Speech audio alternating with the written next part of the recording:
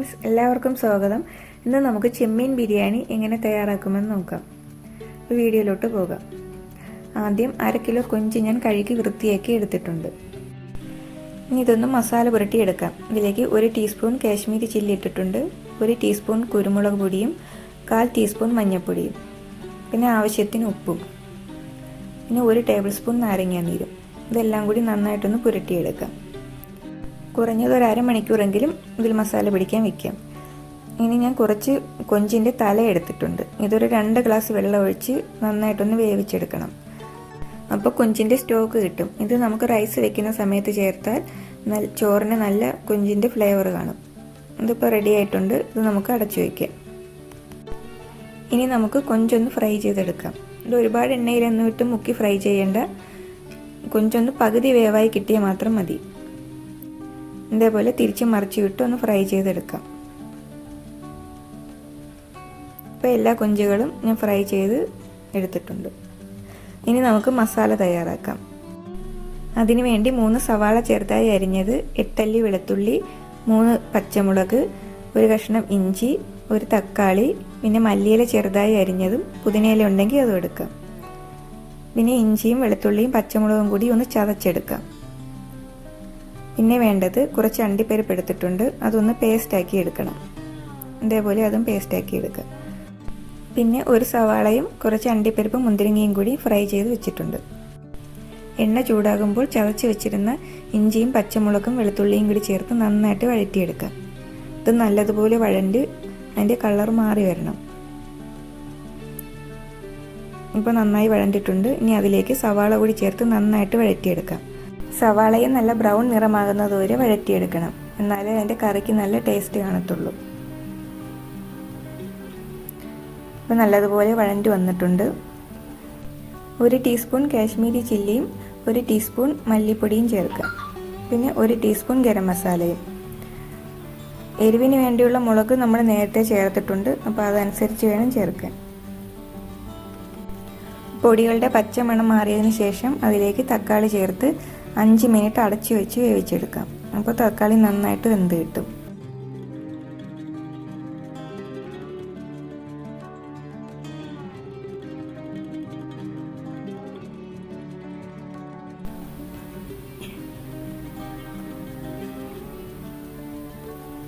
ഇപ്പോൾ തക്കാളി എല്ലാം നന്നായിട്ട് വെന്ത് ഉടഞ്ഞു ചേർന്നിട്ടുണ്ട്.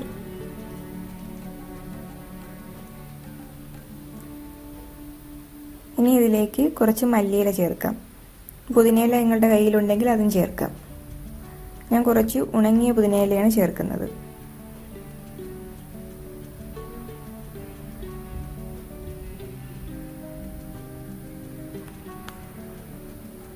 ഇനി അതിലേക്ക് 1 ടേബിൾ സ്പൂൺ തൈര് കൂടി ചേർത്ത് നന്നായിട്ട് ഇളക്കിയെടുക്കാം. തൈര് ചേർക്കുമ്പോൾ കറിക്ക് പ്രത്യേക ഒരു ടേസ്റ്റ് കിട്ടും. എല്ലാം കൂടി നന്നായിട്ടൊന്ന് ഇളക്കിയെടുക്കാം. ഇനി അതിലേക്ക് ഫ്രൈ ചെയ്ത് വെച്ചിരിക്കുന്ന കൊഞ്ചു കൂടി ചേർത്ത് നന്നായിട്ട് ഇളക്കിയെടുക്കാം.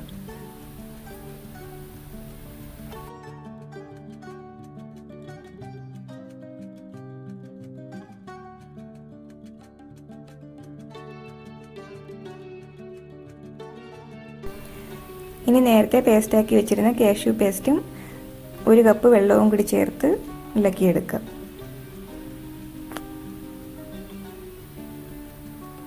ഇതിന് ഒരുപാട് ഗ്രേവിയൊന്നും വേണ്ട. ഇതേപോലെ ഇരുന്നാൽ മതി. നമുക്ക് ദം ചെയ്തെടുക്കാൻ ഇതാണ് നല്ലത്. ഇനി ഈ സമയത്ത് ഉപ്പൊക്കെ ഒന്ന് നോക്കി ഉപ്പും കൂടി ആവശ്യത്തിന് ചേർത്ത് കൊടുക്കാം. ഇപ്പോൾ കറി റെഡി ആയിട്ടുണ്ട്. അവസാനം നേരത്തെ ഫ്രൈ ചെയ്ത് വെച്ചിരുന്നതെന്ന് കുറച്ച് ഉള്ളി കൂടി ചേർത്ത് എടുക്കാം. അപ്പോൾ കറിക്ക് നല്ലൊരു ടേസ്റ്റ് കിട്ടും.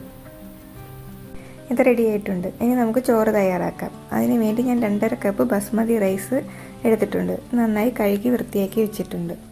ഞാൻ കുക്കറിലാണ് ചോറ് റെഡിയാക്കുന്നത്. അതിന് വേണ്ടി ആദ്യം 1 ടീസ്പൂൺ നെയ്യ് ഒഴിച്ചു കൊടുക്കുക.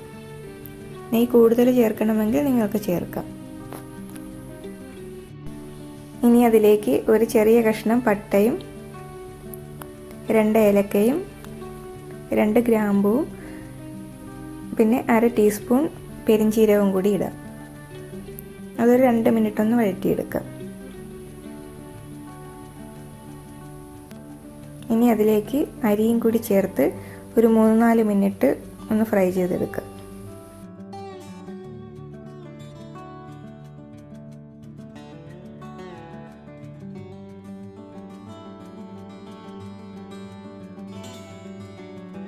ഇനി ആവശ്യത്തിന് വെള്ളം ചേർക്കാം. 1 ഗ്ലാസ് അരിക്ക് 1.5 ഗ്ലാസ് വെള്ളമാണ് ചേർക്കേണ്ടത്.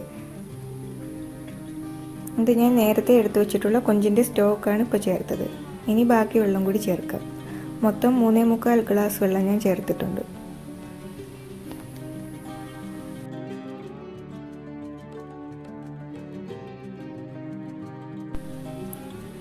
ഇനി ആവശ്യത്തിനുള്ള ഉപ്പ് ചേർത്ത് കൊടുക്കാം. പിന്നെ കുറച്ച് നാരങ്ങ നീരും കൂടി ഒഴിച്ചു കൊടുക്കാം. അപ്പോൾ ചോറുകൾ തമ്മിൽ ഒട്ടിപ്പിടിക്കാതിരിക്കും. ഇനി എല്ലാം കൂടി നന്നായിട്ടൊന്ന് ഇളക്കി കൊടുക്കാം. അതിനുശേഷം അടച്ചു വെച്ച് വേവിക്കാം. 2 വിസിൽ കേൾക്കുമ്പോൾ തീ ഓഫ് ചെയ്യണം. പിന്നെ പ്രഷർ പോകാനൊന്നും വെയിറ്റ് ചെയ്യേണ്ട. അതിന് മുമ്പ് തന്നെ പ്രഷർ നന്നായി കളഞ്ഞതിന് ശേഷം തുറന്ന് നോക്കാം. അപ്പോൾ നന്നായിട്ട് വെന്തിരിക്കും. ഇതിപ്പോൾ ഞാൻ തുറന്ന് നോക്കിയിട്ടുണ്ട്. ഇതിപ്പോൾ നല്ല പെർഫെക്റ്റ് ആയിട്ട് കിട്ടിയിട്ടുണ്ട്. ചോറുകൾ തമ്മിൽ ഒട്ടിപ്പിടിച്ചിട്ടൊന്നുമില്ല. കറക്റ്റ് പരുവത്തിന് വെന്തിട്ടുമുണ്ട്. ഇനി ഇത് നമുക്ക് ദം ചെയ്തെടുക്കാം. അതിനു വേണ്ടി ആദ്യം പകുതി ചോറ് ഈ പാത്രത്തിലേക്ക് ഇട്ട് കൊടുക്കാം. നല്ല ചുവട് കട്ടിയുള്ള ഒരു പാത്രം എടുക്കണം. എന്നാലേ ദം ചെയ്യുമ്പോൾ അടിയിലൊന്നും പിടിക്കാതെ നന്നായിട്ട് കിട്ടത്തുള്ളൂ. ഇനി ഇതിലേക്ക് കറി വെച്ച് കൊടുക്കാം.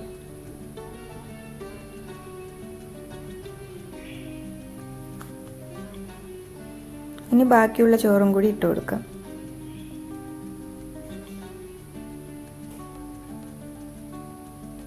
ഇനി കുറച്ച് മല്ലിയില ഇടാം. ഇനി നേരത്തെ ഫ്രൈ ചെയ്ത് വെച്ചിരുന്ന അണ്ടിപ്പരിപ്പും മുന്തിരിങ്ങയും ഉള്ളിയും കൂടി ഇട്ട് കൊടുക്കാം. പിന്നെ കുറച്ച് കളർ കിട്ടാൻ വേണ്ടി കുറച്ച് മഞ്ഞൾ ഞാൻ വെള്ളത്തിൽ കലക്കി എടുത്തിട്ടുണ്ട്. അത് എല്ലായിടത്തും ഒന്ന് സ്പ്രെഡ് ചെയ്ത് കൊടുക്കാം. അപ്പോൾ നല്ലൊരു കളർ കിട്ടും. ഇനി അടച്ചു വെച്ച് ഒരു 15 മിനിറ്റ് ദം ചെയ്തെടുക്കാം. ഇപ്പോൾ 15 മിനിറ്റ് കഴിഞ്ഞിട്ടുണ്ട്. നമുക്ക് തുറന്ന് നോക്കാം. ഇപ്പം നന്നായിട്ട് വന്നിട്ടുണ്ട്. നിങ്ങൾക്ക് കാണുമ്പോൾ തന്നെ മനസ്സിലാകും. നല്ല കളർഫുള്ളായിട്ട് കിട്ടിയിട്ടുണ്ട്. നല്ല അടിപൊളി ടേസ്റ്റാണ്. എല്ലാവരും തയ്യാറാക്കി നോക്കണം. എന്തായാലും നിങ്ങൾക്ക് ഇഷ്ടപ്പെടും. ഇപ്പോൾ ചാനൽ ആദ്യമായി കാണുന്നവരാണെങ്കിൽ സബ്സ്ക്രൈബ് ചെയ്യാൻ മറക്കരുത്. ലൈക്ക് ചെയ്യാനും ഷെയർ ചെയ്യാനും മറക്കരുത്. അപ്പോൾ അടുത്തൊരു വീഡിയോയുമായി നമുക്ക് വീണ്ടും കാണാം.